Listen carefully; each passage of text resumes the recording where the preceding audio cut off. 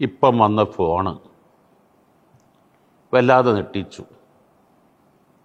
ഞാൻ നന്നായി അറിയാവുന്ന സുഹൃത്ത്, അദ്ദേഹത്തിൻ്റെ മകൻ്റെ കല്യാണമായിരുന്നു കഴിഞ്ഞ ഞായറാഴ്ച.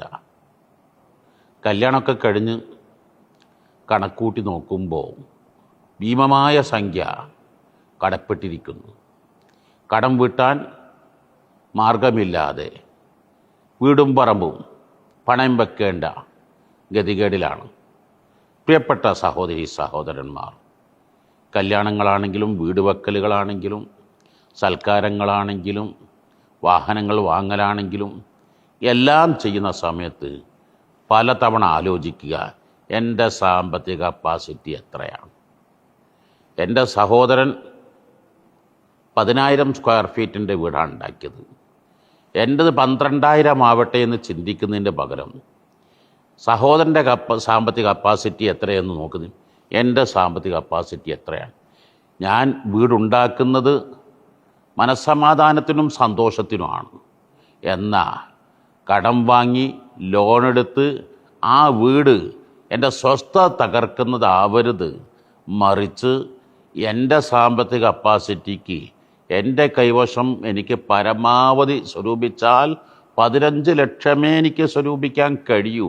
എങ്കിൽ എൻ്റെ ജ്യേഷ്ഠൻ, എൻ്റെ അനുജൻ 15 കോടിയുടേതാണെങ്കിലും എനിക്ക് 15 ലക്ഷം രൂപയുടെ വീട് കൊണ്ട് ഞാൻ മതിയാക്കുമെന്ന് തീരുമാനിച്ചാൽ ഒരിക്കലും ആത്മഹത്യാ ചിന്തയിലേക്ക്, അല്ലെങ്കിൽ ജീവിതകാലം മുഴുവൻ കരഞ്ഞു തീർക്കേണ്ടതിലേക്ക്, നാട് വിട്ടോടിപ്പോകേണ്ട ഘട്ടത്തിലേക്ക് എത്തുകയില്ല.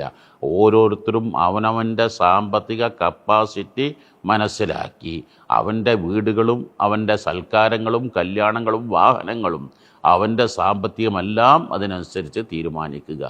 പ്രവാചകർ അഷ്റഫുൽ ഖൽഖ് സ്വല്ലല്ലാഹു അലൈഹി വസല്ലം പഠിപ്പിക്കുന്ന കുല്ലുമാ അൻഫഖബ്നു ആദം ഫി തുറാബ് ഫഹുവ വബാലുൻ ലഹു യൗമൽ ഖിയാമ ഇല്ലാ മാ.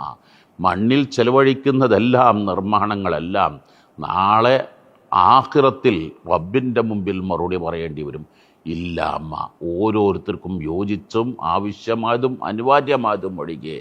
അത് അപ്പുറമാണെങ്കിൽ, തീർച്ചയാണെങ്കിലും അവനവൻ ഒരു പൊതുപ്രവർത്തകനാണ്, പ്രശസ്തനാണ്, ധാരാളം ആളുകൾ അവൻ്റെ വീട്ടിൽ വരാനുണ്ട്.